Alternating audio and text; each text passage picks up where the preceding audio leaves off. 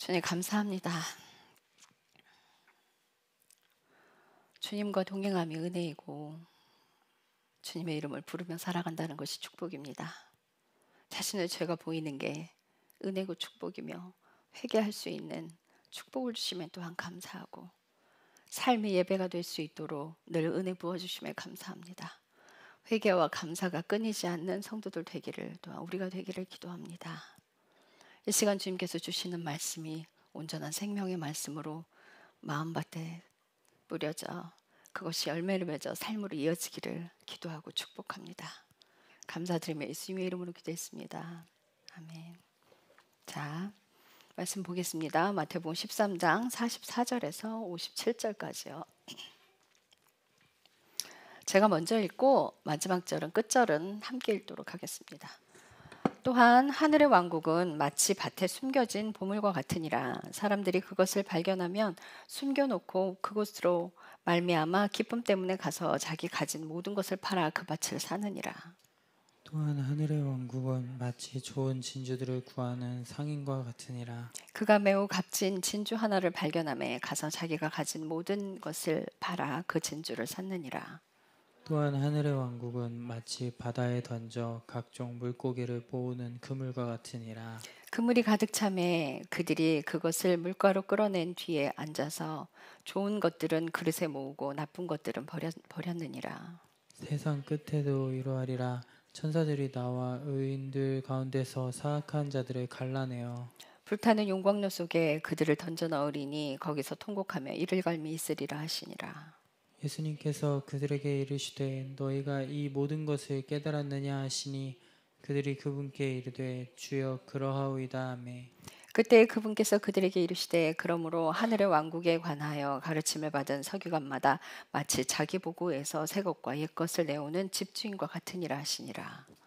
예수님께서 이 비유들을 마치신 뒤에 거기를 떠나 자기 고향으로 들어가사 그들의 회당에서 그들을 가르치시니 그들이 깜짝 놀라 이르되 이 사람이 어디에서 이 지혜와 이런 강력한 일들을 얻었느냐.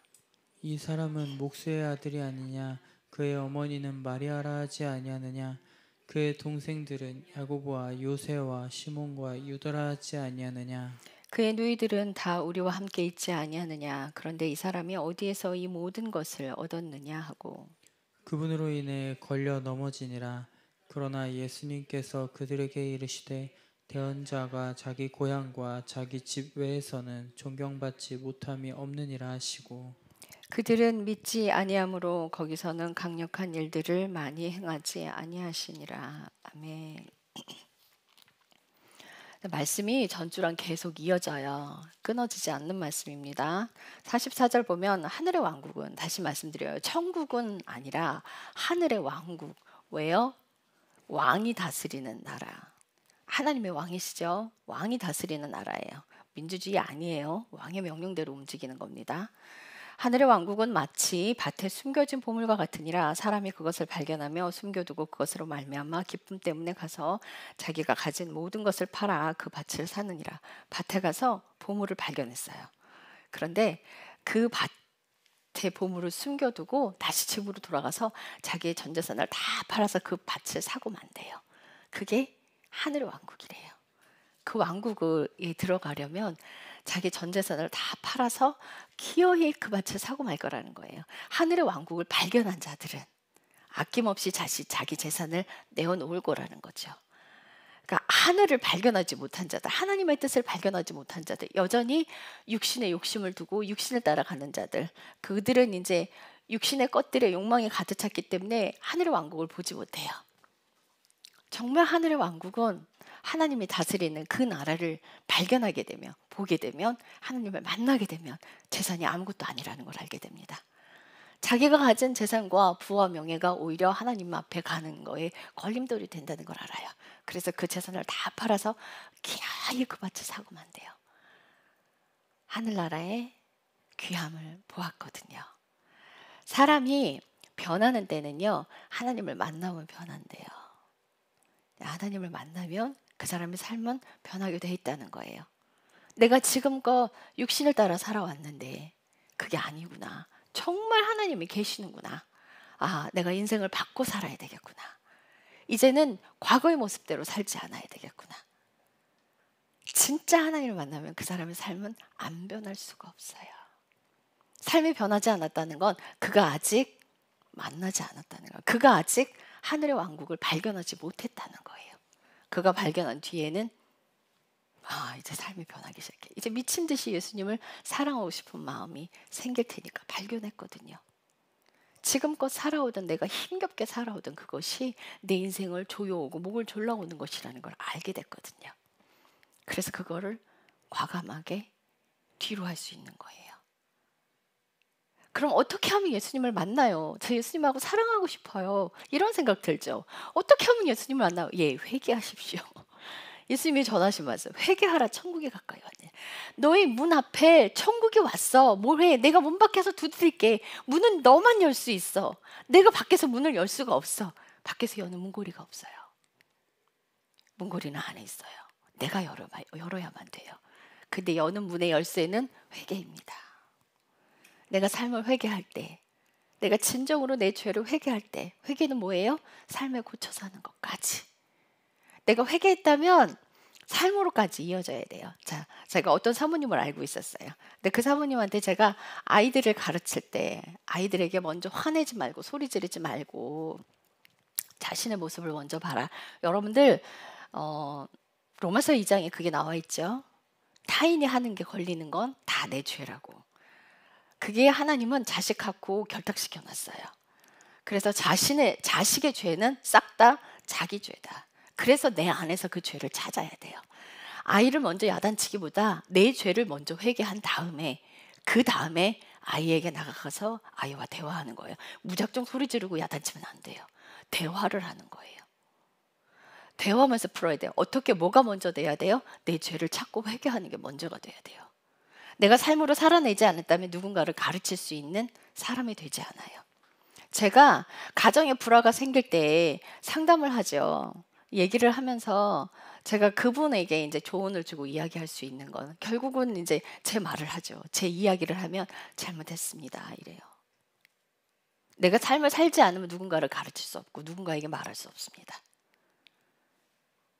그래서 내 삶이 먼저 고쳐지는 것, 하나님 나라를 발견하면 내 삶이 먼저 고쳐지게 돼 있어요. 그래서 예수님 그러시잖아요. 남의 눈에 티, 네 눈에 들보 먼저 빼야 뺄 수 있을 거라고. 내 눈에 들보 제거하면 남의 눈에 티 빼는 거 도와줄 수 있어요. 내 거 먼저 해결해야 돼요. 천국에 사는 사람들은 연속적인 회개가 끊임없이 삶으로 이어가는 사람이에요. 뭐 하나님의 채찍 들고 막 죄를 캐는 사람이 아니라 성령님께서 내 안에서 죄를 조명시켜 들어 보여주시는 거예요. 계속해서. 그러면 그걸 보고 회개하는 거예요. 그런 삶이어야 돼요. 그러니까 내 삶에 죄가 연속해서 들춰지지 않는다라고 한다면 나는 의인입니다 라고 말하는 거랑 똑같아요. 의인은 없다고 그랬어요. 땅에 의인은 아무도 없습니다. 내가 죄인임을 깨닫고 사는 사람이 하나님을 그 사람을 의인이라고 칭해 주시는 거예요. 천국을 발견한 사람들은 삶이 변하게 돼 있습니다. 자신의 재산을 다 팔아서 그 천국을 기어코 사고 말 거예요. 자, 45절 하늘의 왕국은 마치 좋은 진주들을 구하는 상인과 같으니라. 그가 매우 값진 진주 하나를 발견하매 가서 자기가 가진 모든 것을 팔아 그 진주를 샀느니라. 귀한 진주, 하늘의 말씀을 발견하면 하나님이 주신 그 말씀을 발견해 기어코 그 진주를 사고 말아요. 그래서 하나님 나라의 재정, 재정에 대해 많이 알고 재정을 많이 갖고 싶어 하잖아요. 그죠? 하나님 나라의 재정은 하나님이 움직이시는데요. 부자를 만들어주는 게 하나님 나라 재정이 아니에요. 하나님 나라 재정은 흘러가는 거예요. 내가 부자가 되는 게 아니에요. 내가 부자가 되려고 하는 욕심으로 다가온다면 하나님은 그 길을 막으실 겁니다. 돈을 오히려 더 뺏어가실 거예요. 부자가 되려는 욕심 버리십시오. 하나님 나라의 백성들은 부자로 살 수 없어요. 사실은 그 구조상으로는. 필요한 만큼 쓰는 거예요. 물론 이제 그 한도는 하나님께서 정해주시죠. 좋은 걸 쓰고 입게 하는 사람도 있어요. 욕심이 없는 사람들은 하나님 그렇게 하십니다. 그러나 욕심이 있는 사람들은 너무 10,000원짜리만 입어. 왜? 거기에 욕심이 있으니까. 미워서 그러는 거 아니에요. 마음에 욕심이 있는 사람들 오히려 더 싼 거 입으라고 그러고 안 좋은 거 입으라고 그러세요. 왜요? 좋은 거 입으면 입을수록 거기에 욕심이 더 가거든요. 근데 거기에 욕심이 없는 사람들은 너는 좋은 거 입어라. 이게 부모가 자식에게 좋은 걸 입히고 싶은 아버지의 마음이에요. 내 자식이 거기에 욕심이 가득해서 하나님께 불순종하면 부모의 마음으로, 엄마의 마음으로 좋은 걸 주고 싶으나 못 주는 거예요. 아버지의 마음이 좋은 걸 주고 싶으나 못 주시는 거예요. 그래서 내 마음에 욕심이 하나도 없다면 이것도 괜찮아, 저것도 괜찮아, 입어. 사치하지 않는 한은 좋은 거 입으라고 하세요. 그게 아버지의 마음이에요. 여러분들 음식도 내 자식 좋은 거 먹이고 싶지 않아요? 그렇잖아요. 그게 부모의 마음입니다. 그런데 가난한 데 처하게 하시고 굶게도 하시는 이유가 욕심을 빼려고 하는 거예요. 아버지가 아파하시면서도 그 자리에 두십니다. 우리를. 고통스러워하세요. 슬퍼하세요. 그러니까 내어줄 수 없어서, 좋은 걸 해주고 싶어도 줄 수 없어서, 하나님께 데려오려면 그걸 거쳐야 하니까.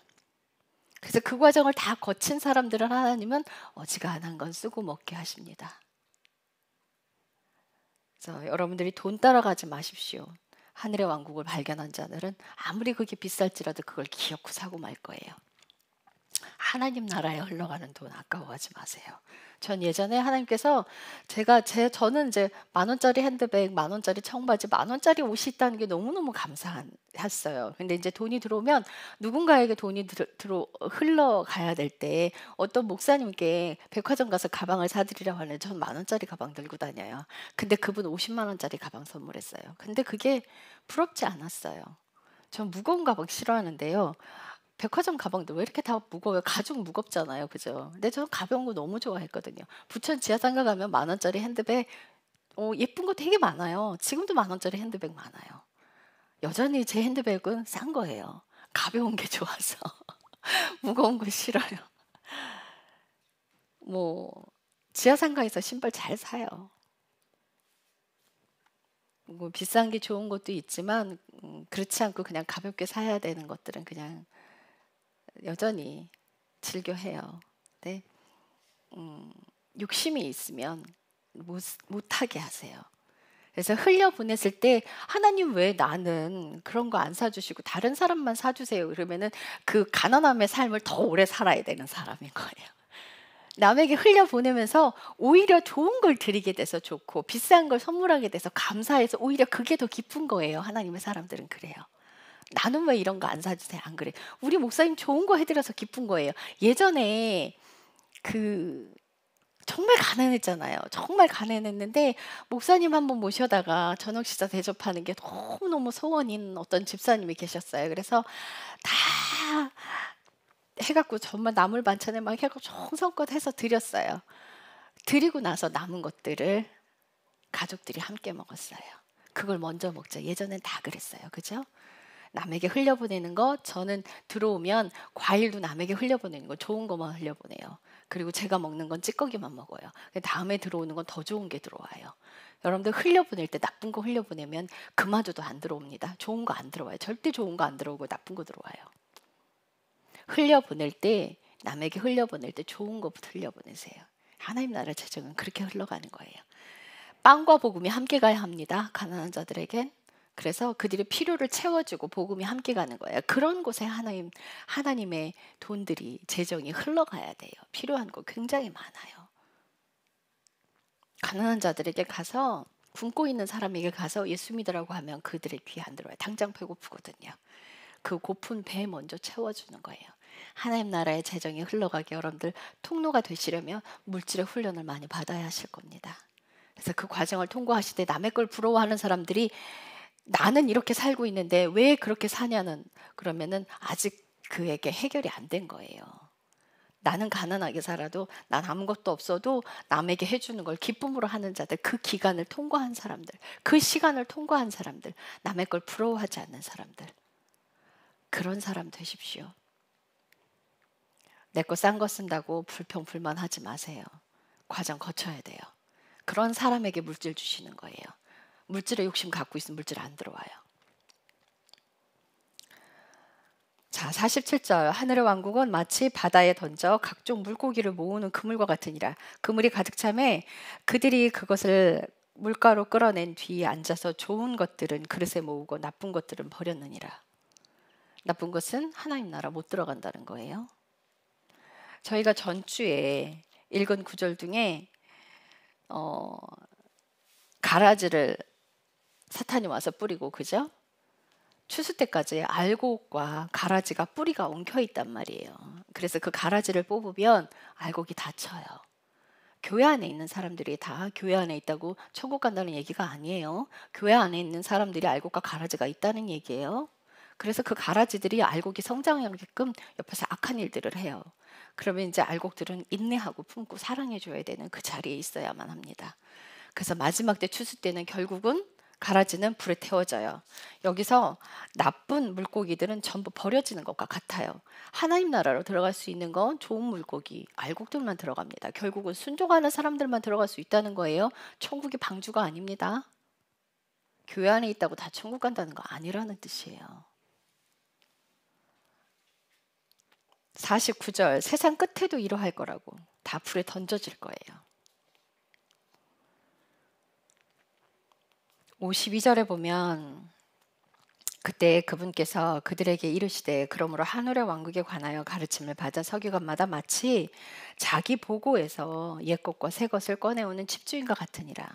다 회개보고 해야 될 텐데 과거의 것들 싹 다 꺼내놓고 새로운 것들도 싹 다 하나님 앞에 꺼내놔서 하나님 앞에 숨기는 게 아무것도 없어야 돼요.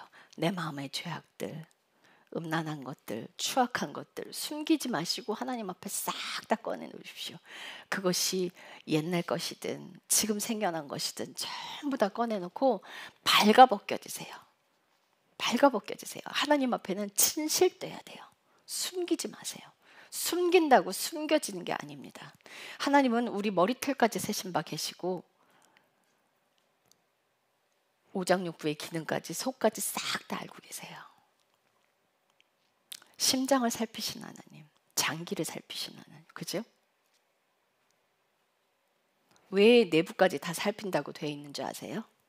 심장과 폐부를 살피신 하나님이라고 왜 그런지 아세요? 잔기 이식을 받은 사람들의 이야기들이 신기한 이야기들이 많아요. 특히 심장을 이식받은 사람들. 심장을 이식받은 사람들은요, 그 심장을 준 사람을 알지 못해요. 준 사람을 알지 못하는데 그가 좋아하는 음식과 그가 좋아하는 노래와 그가 즐기던 것들을 갑자기 좋아지게 돼요. 어떤 여자분은 축구를 너무 싫어했대요. 미식축구를 너무 싫어했는데 심장이식을 받고 나서는 막 욕까지 해가면서 그 화면 앞에 앉아서 남편하고 더 신나게 미식축구를 본다는 거예요. 그분은 그런 사람이 아니었대요. 결단코. 이게 누구 거예요? 그전 심장 주인의 것이에요.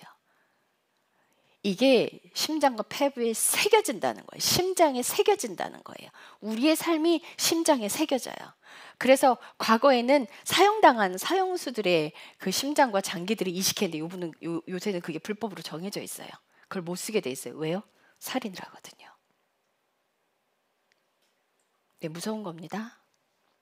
새겨져요.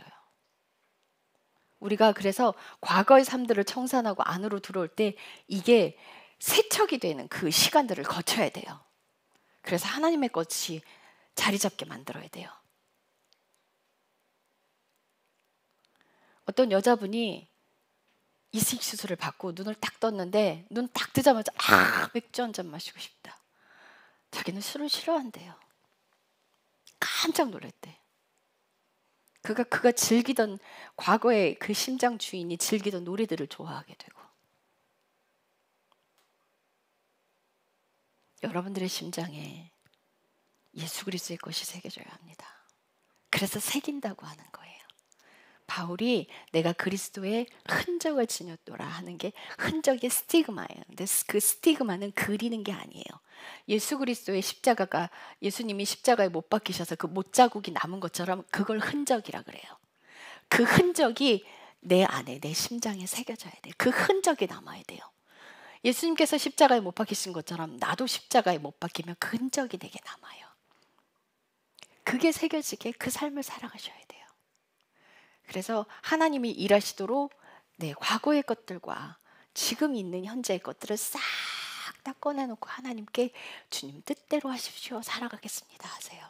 그래서 그분이 내 삶에 일하시도록 해야 돼요. 주인의 자리를 내드리겠습니다. 주님 일해 주십시오 하셔야 돼요. 그래서 하늘의 왕국은 마치 전주에 했던 거 보시면 31절부터 33절까지 제가 읽을게요. 그분께서 다른 비유를 들어 그들에게 이르시되 하늘의 왕국은 마치 어떤 사람이 가져다가 자기 밭에 뿌린 겨자씨 하나과 같으니라. 그것은 참으로 많은 씨들 중에 가장 작은 것이지만 자란 뒤에는 채소들 가운데 가장 커서 나무가 되므로 공중의 새들이 와서 그것들 가지에 깃드느니라. 겨자씨 하늘이 굉장히 작은 하늘이에요. 상당히 작지만 그것이 썩었을 때, 그것이 죽었을 때 풍성하게 자라요. 가지가 커져요. 그래서 많은 새들의 생명을 살리는 거예요. 하나님 나라가 이와 같다는 거, 한 사람의 생명이 죽어지면 그 한 사람의 생명으로 인해서 수많은 사람들이 예수 안으로 들어오게 됩니다. 우리나라에 많은 선교사들이 와서 죽었어요. 단두대에 목이 잘려 죽임을 당했어요. 그 선교사들의 희생이 있기 때문에 한국 교회가 이렇게 서 있는 겁니다. 그들이 아무것도 한국 음식도 먹을 줄 모르고 한국 문화도 모르는 것들, 매운 것도 먹을 줄도 모르는 그 사람들이 자신 하나 희생하고 들어와서 고추장 먹으면서 매운데 맛있다고 그러고, 먹지도 못하는 음식 김치 먹어가면서 맛있다고, 우리 한국 사람들을 사랑하기 위해서 그 선교사들이 와서 희생하고 결국은 자신의 목숨까지 내어주고 죽었을 때 그들로 인한 희생이 한국교회, 기독교회 부흥을 일으킨 거예요. 한 사람이 죽었을 때 얼마나 많은 사람들을 살릴 수 있는지 보셔야 돼요. 한 사람의 희생이 얼마나 많은 사람들을 예수 안에 들어오게 하는지 아셔야 돼요. 이게 하늘의 왕국이에요. 입술로 전해지는 게 아닙니다. 정말 하나님 나라는 죽었을 때 전해져요. 자아가 죽음으로 인해서 전해지고 순교함으로 전해지고. 그래서 로마 시대 때 수많은 기독교인들이 순교당했지만 죽이면 죽일수록 더 살아났어요. 그게 하나님의 생명입니다. 예수 그리스도의 생명, 여러분들 오늘날 여러분 안에 살아 움직여야 돼요. 우리가 교회 안에 있는 것, 우리가 예수님을 믿는다는 건 예수 그리스도의 부활의 생명 때문에 가는 거예요. 그분의 생명 때문에 이 길을 가는 겁니다. 잘 먹고 잘 살기 위해서 가는 게 아니에요. 여러분들 왜 물질의 통로가 되고 싶습니까? 여러분들의 욕심이 가득 차 있는지 다시 한번 확인해 보십시오. 물질의 통로 가는 사람들이 더 혹독하게 훈련받아야 돼요. 혹독하게 훈련받아서 자신의 욕심대로 발동이 되지 않고 하나님의 명령대로 그 물질이 옮겨져 갈 때 더 많은 물질이 들어옵니다.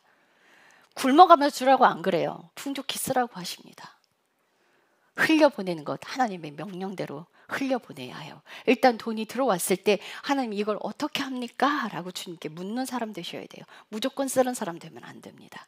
반드시 흘러갈 곳이 있기 때문에 들어온 거예요. 아셔야 해요.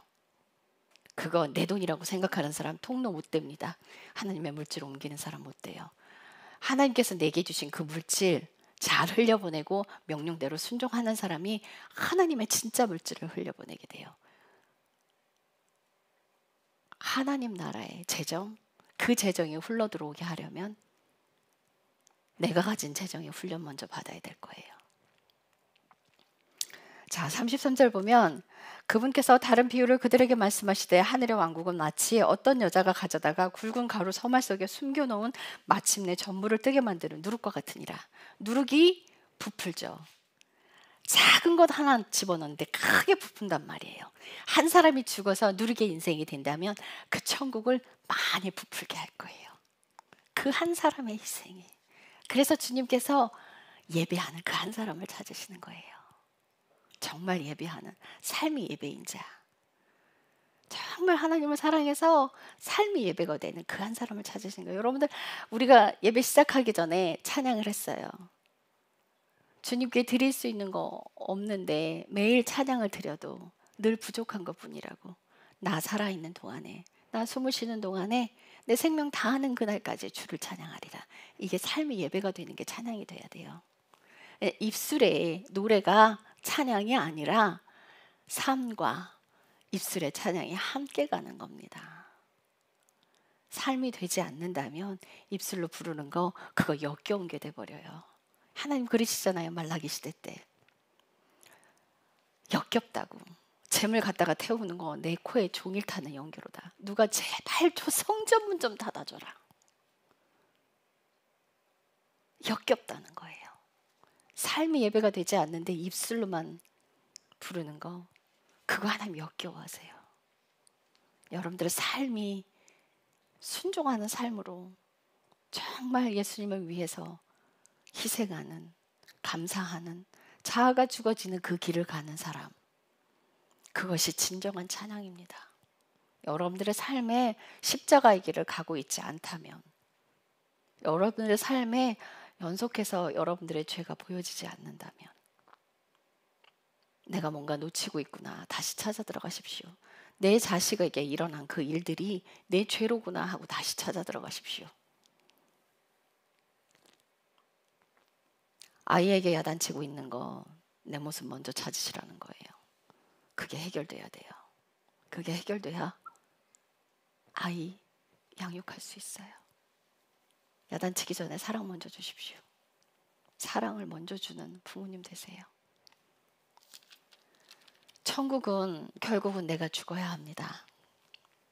내가 죽고 내 재산 다 팔아 그 천국을 소유하는 여러분들 되시길 축복합니다. 예수님께서 그러세요. 53절부터 58절까지는 그래요. 자기 고향으로 가서 회당에서 가르치는데 믿지 않아요. 선지자들은 자기 고향에서와 가정에서 인정받지 않고 나머지에서 다 인정받는데요. 근데 저는 축복받은 사람이에요. 우리 여동생이 저를 인정하고 남동생이 저를 인정하고 있으니까 정말 감사한 일이죠. 다 하나님께서 그렇게 하셨어요. 그래서 여러분들이 삶을 살아내게 되면 주변 사람들이 그 삶을 보고 인정하게 돼요. 어떤 여자 사모님이 그러니까 전도사님 사모님이었어요. 한 7, 8년 된 것 같아요. 그 사모님이 저한테 그래요. 전 사람 아무도 안 믿습니다. 이래요. 가족을 봅니다. 가족을 봅니다. 그런데 그때 이제 전도사 시절이었으니까 8년 더 된 것 같죠? 우리 용인동에 있을 때니까 더 된 것 같아요. 나 전도사님 이제 믿어요. 우리 은정이 뭐 보니까 전도사님 인정합니다. 이래요.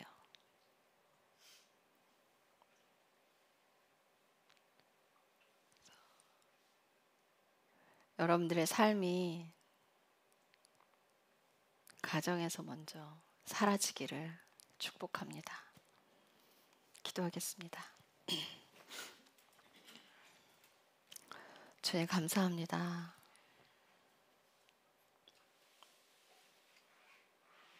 다시 주님 앞에 엎드립니다. 다시 점검합니다. 주님의 뜻대로 살아가기 위해 놓친 것이 무엇이 없나 다시 무릎 꿇고 주님 앞으로 다가갑니다.